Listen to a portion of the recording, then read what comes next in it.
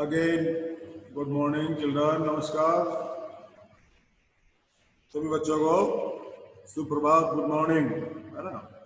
पिछले पीरियड में हमने पढ़ा था क्या नाम से पदबंध, और अब बात करेंगे हम वाक्य और वाक्य रूपांतरण की। वाक्य आप जानते हैं, वाक्य किसे कहते हैं, है ना, और रूपांतरण कैसे करते हैं ये भी आपने पढ़ा होगा। नहीं पढ़ा होगा तो इसको समझ होना है ना। वाक्य वो कहलाते हैं या सार्थक पद, सार्थक पद होते हैं शब्द। सार्थक पदों का वह समूह वाक्य कहलाता है जिसके द्वारा एक पूर्ण भाव की अभिव्यक्ति होती है। पूरा भाव निकलना चाहिए, पूरा अर्थ निकलना चाहिए, है ना। वाक्य सार्थक शब्दों का व्यवस्थित रूप है। अर्थात क्या है वाक्य? कोई बात कहता है हमसे तो पूरा वाक्य जमा कर बात करता है, तुम समझ जाते हैं कि ये फला वाक्य जारी है। वाक्य जो होता है वो सार्थक जो शब्द होते हैं, सार्थक होता है जिनका अर्थ निकलता हो, ऐसे शब्द होते हैं, उनका व्यवस्थित मतलब जमा हुआ रूप होता है। वाक्य एक या एक से अधिक शब्दों का भी हो सकता है। वाक्य एक शब्द भी हो सकता है और वाक्य अनेक शब्दों का भी हो सकता है। अर्थात भाषा की इकाई वाक्य है।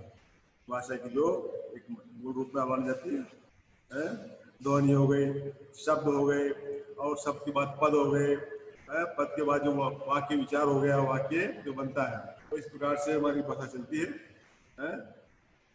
ये वाक्य है। वाक्य चाहे परिभाषा नोट कर लो या नहीं चाहो तो कोई दिक्कत, किताब की तरह के आप पढ़ सकते हैं। ये परिभाषा पूछते नहीं है जनरली, केवल याद होना चाहिए। तो सार्थक पदों का या सार्थक शब्दों का वह समूह वाक्य कहलाता है जिसके द्वारा एक पूर्ण भाव की अभिव्यक्ति होती है। वाक्य सार्थक शब्दों का व्यवस्थित रूप है। बताया आपको, वाक्य एक या एक से अधिक शब्दों का भी हो सकता है, अर्थात वाक्य भाषा की एक इकाई वाक्य है। ठीक है, ये वाक्य की परिभाषा है। लिख लिया होगा आपने, नहीं लिखा हो तो नोट कर लो, लिख लो, और इसी किताब में आपने दे रखा है, किताब के अंदर पढ़ सकते हैं, देख सकते हैं। ठीक है भाई, दोबारा सुन लो। सार्थक पदों शब्दों का वह समूह वाक्य कहलाता है जिसके द्वारा एक पूर्ण भाव की अभिव्यक्ति होती है। वाक्य सार्थक शब्दों का व्यवस्थित रूप है। वाक्य एक या एक से अधिक शब्दों का भी हो सकता है। वाक्य भाषा की इकाई वाक्य। ठीक है, वाक्य के अंग, वाक्य के दो अंग होते हैं। वाक्य में दो अंग होते हैं। वाक्य के अंग,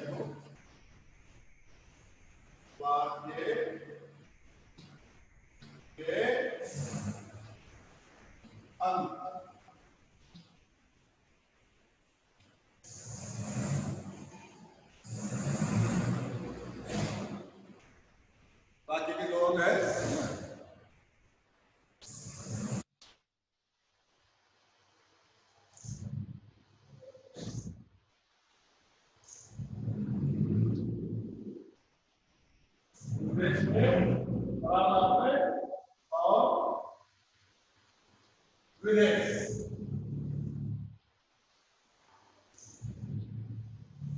ये वाक्य के दो अंग होते हैं।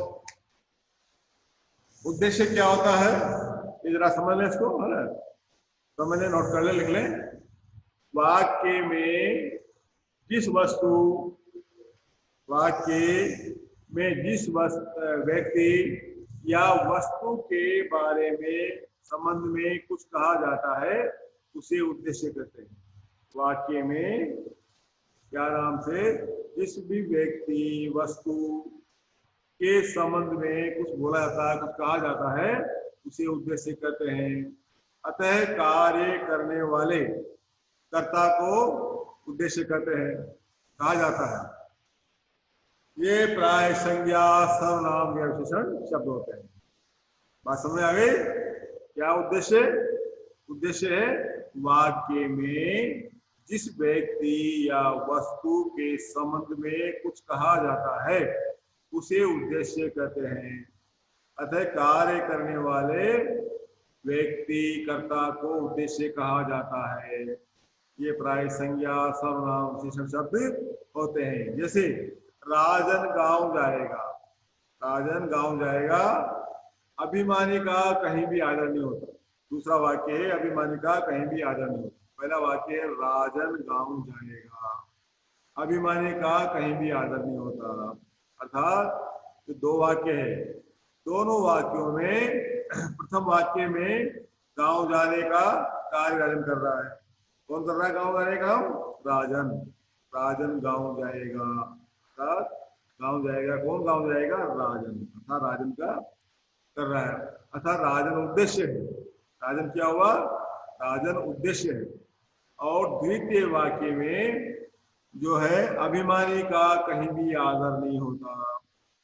अभिमानी का आदर नहीं होना वर्णित है, इसमें अभिमानी उद्देश्य है। अभिमानी उद्देश्य, ठीक है भाई? तो वास्तव में आ गए आपके।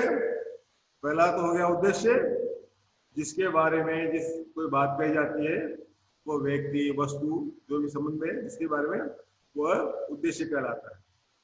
उद्देश्य का विस्तार, विस्तार कैसे होता है? वाक्य में उद्देश्य का विस्तार, वाक्य में उद्देश्य अर्थात कर्ता के साथ शब्द उसके विशेषण रूप में प्रयुक्त होते हैं, वे उद्देश्य के विस्तार क्या पूरक कहलाते हैं।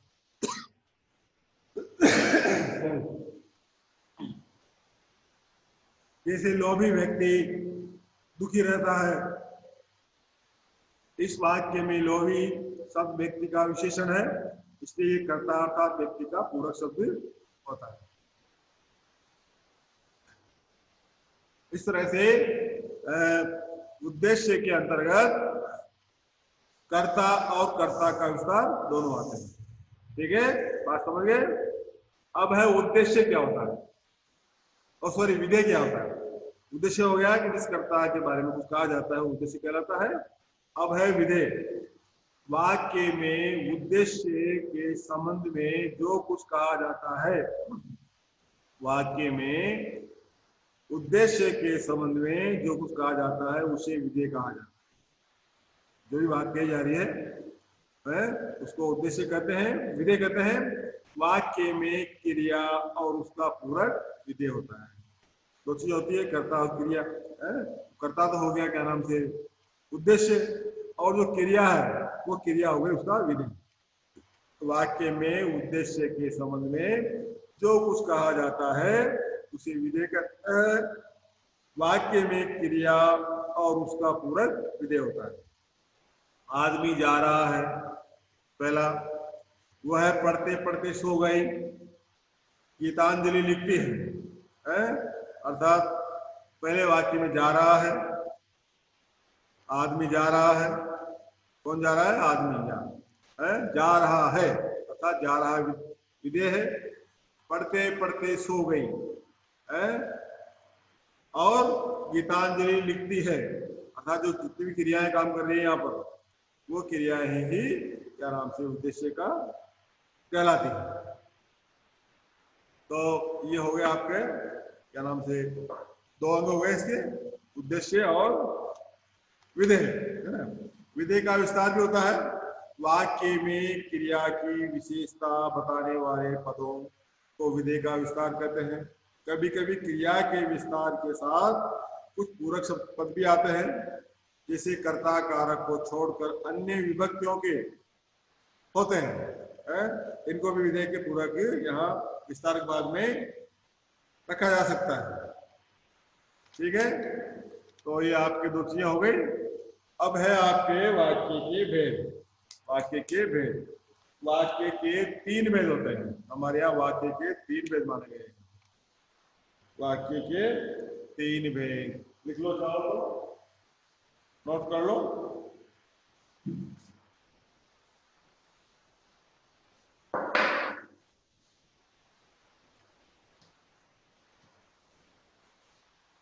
लिखे हैं।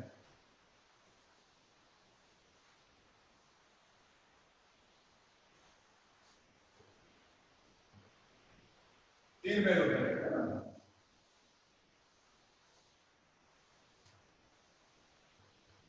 पहला है सरल वाक्य,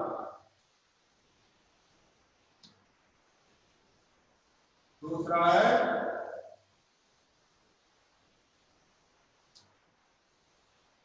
संयुक्त वाक्य, संयुक्त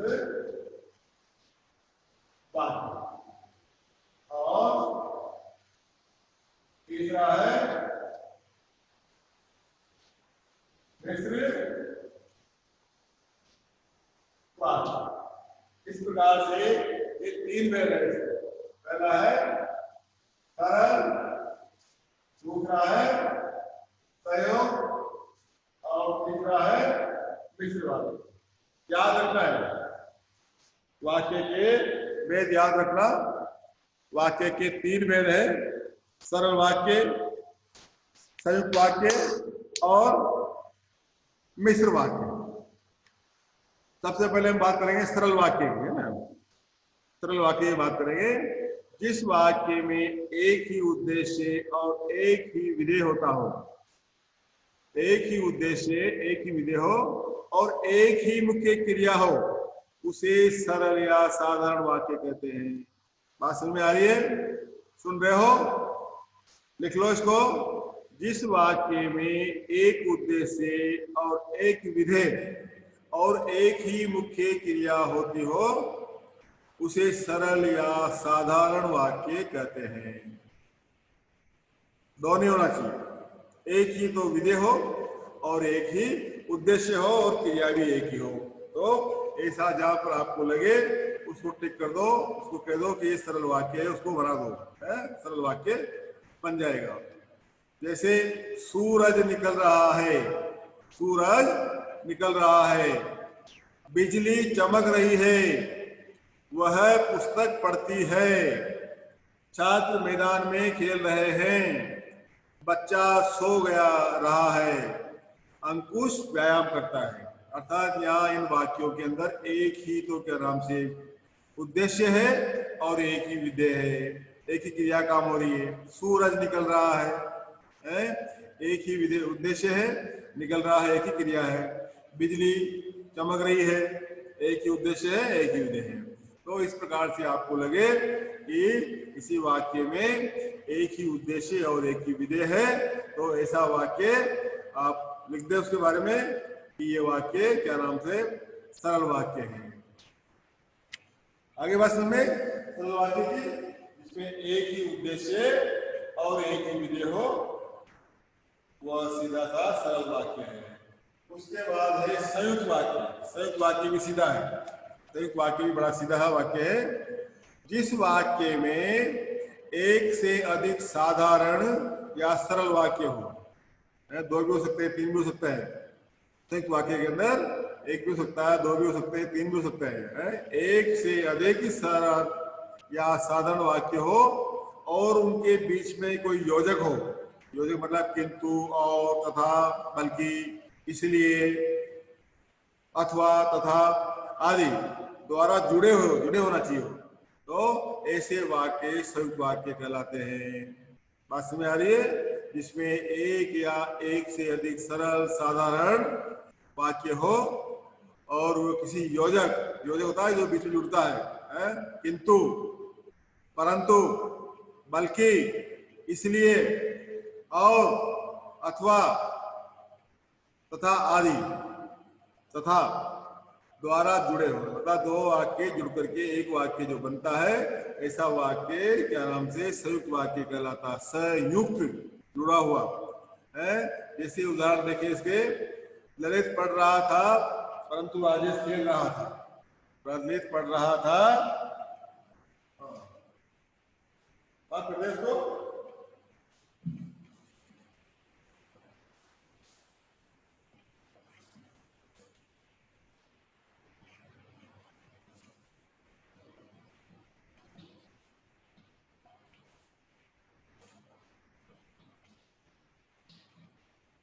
ललित पढ़ रहा था, किंतु, किंतु आ गया। इसको बोलते हैं योजक, जो दो शब्दों को जोड़ता है, एक साथ योजक कहलाता है। अर्थात यहाँ पर योजक क्या है? किंतु। ललित पढ़ रहा था, किंतु कौन सो गया था? किंतु राजेश खेल रहा था, या परंतु राजेश खेल रहा था। राजेश खेल रहा था। अर्थात ये पूरा एक वाक्य बन गया, पूरा एक ही वाक्य बन गया। दो वाक्य हैं, तो इसके अंदर क्या नाम से उद्देश्य और विधेय है, लेकिन ये किंतु परंतु जुड़ करके और एक वाक्य बन गया। ऐसे वाक्य संयुक्त वाक्य कहलाते हैं। और देख लो, उदाहरण नोट कर लो। रिद्धि खेलने गई और मीता नहीं गई। देखो, सीता खेलने गई, सरल वाक्य है, लेकिन यहां दिया योजक और मीता नहीं गई। एक वाक्य बन गया, पूरा एक वाक्य बन गया। सीता खेलने गई और मीता नहीं गई, और जुड़ करके पूरा एक वाक्य बन गया। तो ये सरल वाक्य है। जैसे ये भी अपने आप एक वाक्य है, लेकिन सरल वाक्य। सीता खेलने गई है, मीता नहीं गई, लेकिन दो वाक्य, दो उद्देश्य, दो विधेय जुड़ करके एक वाक्य बन गया, वो कहलाता है संयुक्त वाक्य। ठीक है भाई? और देख लो एक आध उदाहरण है, जाओ तो।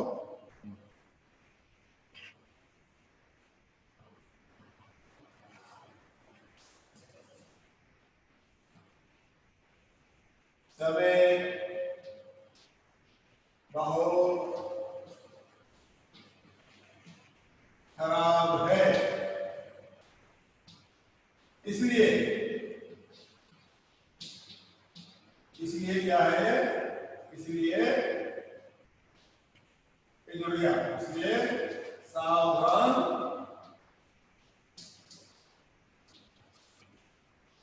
रहना चाहिए, रहना चाहिए।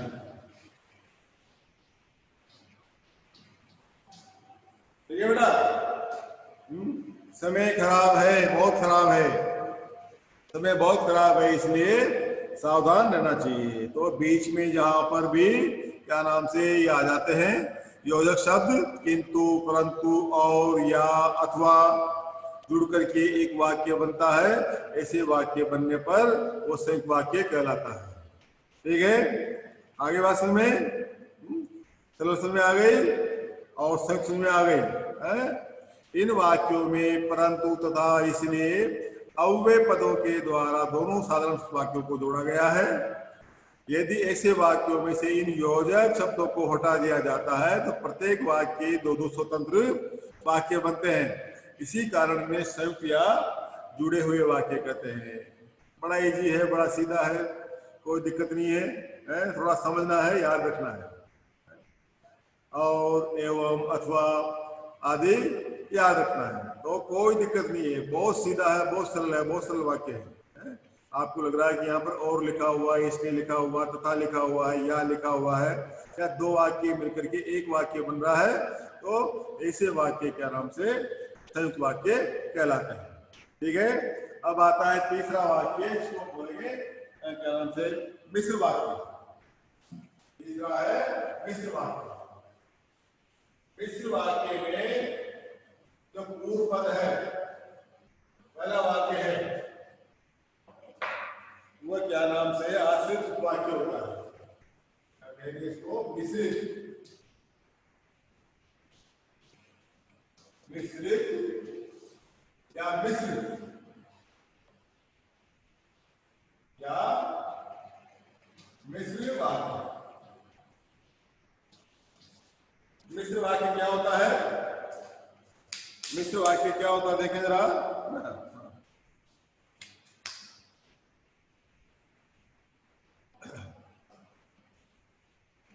जिस वाक्य में एक प्रधान उपवाक्य होता है,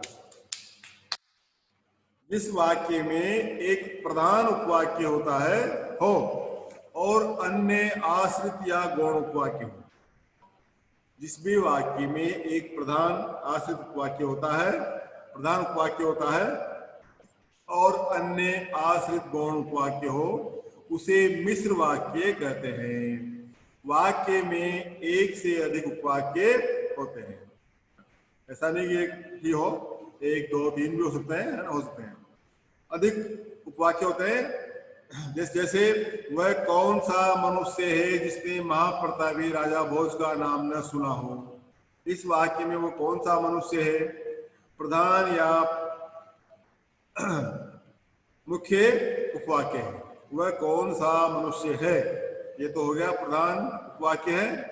महाप्रतापी राजा भोज का नाम न सुना हो, ये हो गया आश्रित उपवाक्य। हर्ता उससे जुड़ा हुआ है, अगर उससे जुड़ा हुआ नहीं तो वो अगला वाक्य अधूरा माना जाता है।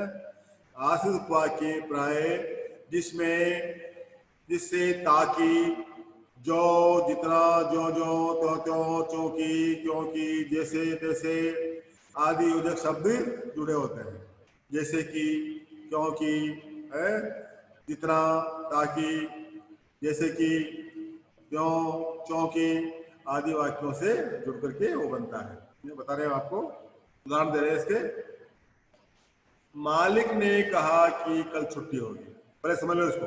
इस वाक्य में दोबारा एक बार फिर समझे इस वाक्य को।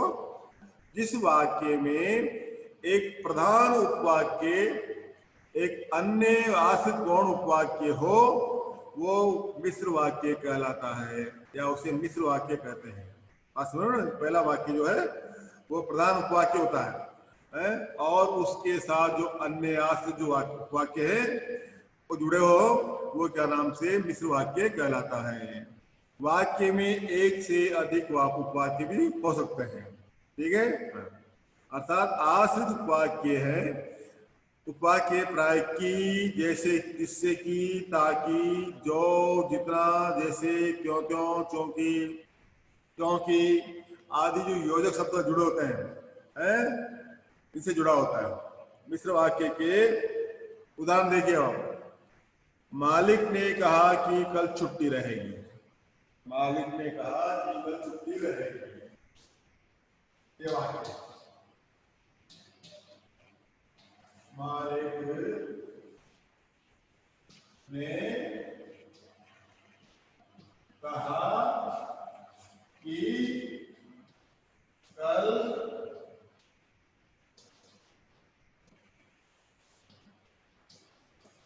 छुट्टी रहेगी। मालिक ने कहा, मालिक ने कहा, ये तो हो गया उपवाक्य, प्रधान उपवाक्य है। और की हो गया योजक जो जोड़ रहा है। क्या क्या जोड़ रहा है? कल छुट्टी रहेगी, अर्थात कल क्या हो गया? आश्रित उपवाक्य हो गया है। इस प्रकार से इसके अंदर प्रधान उपवाक्य भी है, योजक भी है और आश्रित भी है। मालिक ने कहा, मालिक ने क्या कहा? ये प्रधान उपवाक्य है कि कल छुट्टी रहेगी है, कि योजक हो गया और कल छुट्टी रहेगी, ये आश्रित उपवाक्य हो गया। दूसरा वाक्य देखो, ऊंट ही एक ऐसा पशु है जो कई दिनों तक प्यासा रह सकता है। ऊंट ही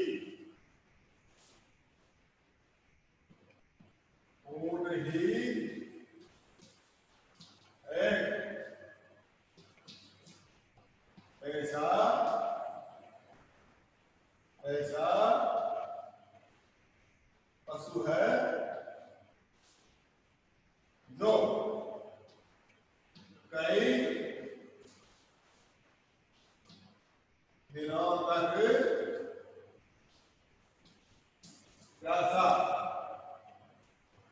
जो कई दिनों तक प्यासा रह सकता है,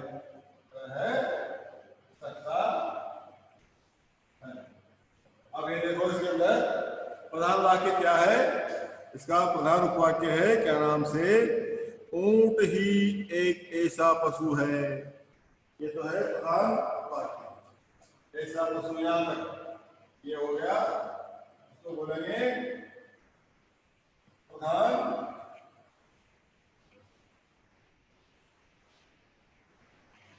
उपवाक्य।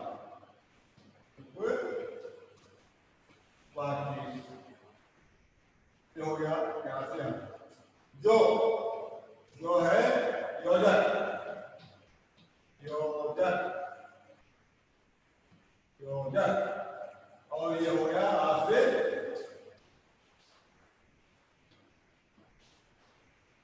उपवाक्य, उपवाक्य। आज में आ गए। प्रधान उपवाक्य क्या है? ऊंट ही एक ऐसा पशु है जो योजक जुड़ा हुआ है, कई दिनों तक प्यासा रह सकता है। अगर ये बोले कई दिनों तक प्यासा रह सकता है, कौन रह सकता है, क्या रह सकता है, कोई अर्थ नहीं समझ आ रहा है। लेकिन जो कौन? ऊंट। अर्थात प्रधान वाक्य, ये वाक्य इसके माध्यम से जुड़ा हुआ है, तब इसका पूरा अर्थ बैठता है। अगर ऊंट ही एक ऐसा पशु है कोई मतलब नहीं, लेकिन जो कई दिनों तक ऐसा रह सकता है, यहाँ से वाक्य जुड़ा तो पूरा वाक्य ये बन जाता है। ठीक है भाई।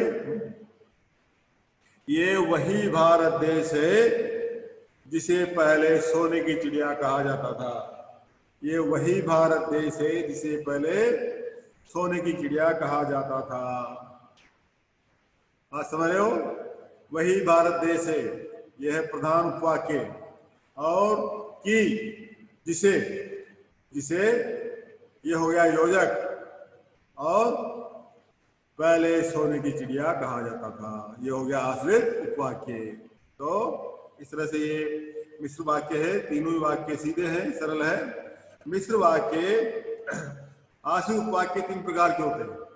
सॉरी, मिश्र वाक्य के अंदर जो आश्रित उपवाक्य हैं वह तीन तरह के हैं: संज्ञा उपवाक्य, विशेषण उपवाक्य, क्रियाविशेषण उपवाक्य। पहला है संज्ञा उपवाक्य, जो आश्रित उपवाक्य की तरह व्यवहार में आए उसे संज्ञा उपवाक्य कहते हैं। जो आश्रित उपवाक्य संज्ञा की तरह व्यवहार में आए उसे संज्ञा उपवाक्य कहते हैं। इस उपवाक्य के पूर्व प्राय की होता है। जैसे राधिका ने कहा कि मैं खेलूंगी, यहाँ मैं खेलूंगी संज्ञा उपवाक्य है। दूसरा है विशेषण उपवाक्य, जो आश्रित उपवाक्य विशेषण की तरह व्यवहार में आए उसे विशेषण उपवाक्य कहते हैं।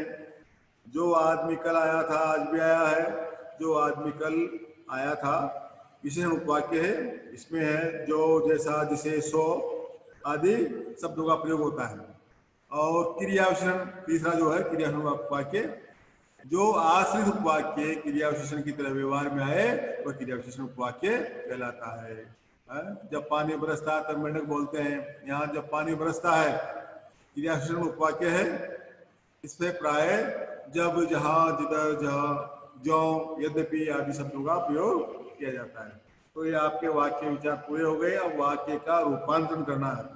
जैसे कोई सरल वाक्य है, सरल वाक्य को संयुक्त वाक्य बनाना है, संयुक्त वाक्य को मिश्र वाक्य बनाना है, मिश्र को सरल बनाया है। तो ये भी देख लो आप, है ना। जैसे सरल वाक्य है, मोहन हंसकर बोला, मोहन हंसकर बोला।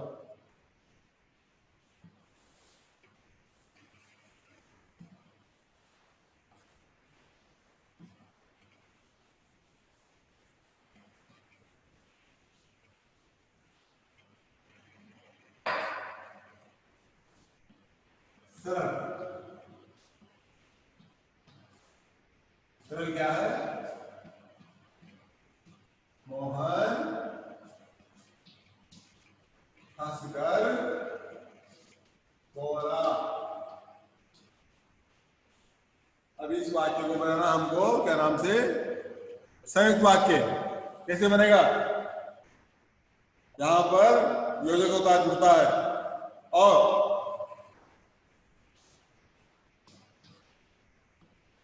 मोहन, ये बनेगा संयुक्त, संयुक्त। मोहन हंसा, क्या लग गया? और बोला। मोहन हंसा, बीच में जुड़ गया और बोला। ठीक है। और देखो, तुम पढ़कर सो जाना, सरल वाक्य है, तुम पढ़कर सो जाना, तुम पढ़कर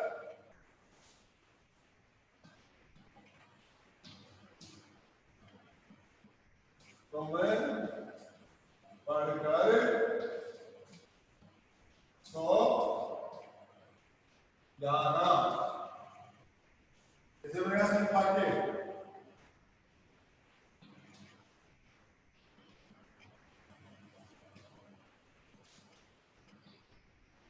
तुम पढ़ना और सो जाना, तुम पढ़ना और सो जाना। ठीक है, ये हो गया। अंकित आते ही खेलने लगा, सरल वाक्य है, कैसे बनेगा? अंकित आया और खेलने लगा, ये हो गया सरल से संयुक्त बनाना। और इसी प्रकार से संयुक्त से सरल बना लेते हैं। सरल से मिश्र बन जाता है। परिश्रम को सफलता मिलती है, परिश्रम को सफलता मिलती है।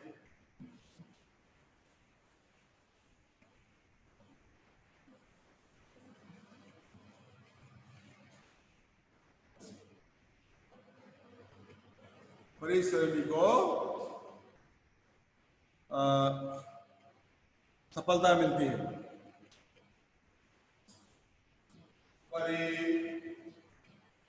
परिश्रमी को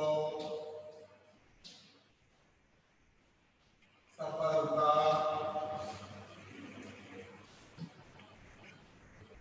मिलती है। ये है संयुक्त वाक्य। और संयुक्त वाक्य को, सॉरी, सरल वाक्य है कि परिश्रमी को सफलता मिलती है। अब इसको बनाना है मिश्र वाक्य। क्या आएगा? अरे आ जाएगा जो मिश्र वाक्य, मिश्र जो परिश्रमी होता है उसे सफलता मिलती है, मिलती। ठीक है भाई, तो ये बन गया आराम से आपका मिश्र वाक्य। और भी देखो, हमारे परिवार ने अपने सम्मानित कवि के नाम पर इलाहाबाद में पुस्तकालय बनवाया, ये तो है सरल वाक्य। हमारे परिवार ने अपने सम्मानित कवि के नाम पर इलाहाबाद में पुस्तकालय बनवाया। मिश्र वाक्य कैसे बनेगा? हमारे परिवार ने एक पुस्तकालय बनवाया, जो आ जाएगा जो हमारे सम्मानित कवि के नाम पर है, इस प्रकार से जोड़ करके उसको जो लिख करके और हम मिश्र वाक्य बना सकते हैं। गंभीर संवेदनाओं के कवि का सम्मान सभी करते हैं, ये वाक्य है, सरल वाक्य है। जिनके पास गंभीर संवेदनाएं है, ऐसे कवि का सम्मान सभी करते हैं। ठीक है भाई, तो ये आपके वाक्य रूपांतरण आप करेंगे बैठ के घर पे। वाक्य ले लेंगे, सरल वाक्य ले लेंगे, उसको संयुक्त बनाएंगे और मिश्र बनाएंगे। फिर क्या नाम, संयुक्त वाक्य ले लेंगे, उसको सरल बनाएंगे, फिर मिश्र बनाएंगे।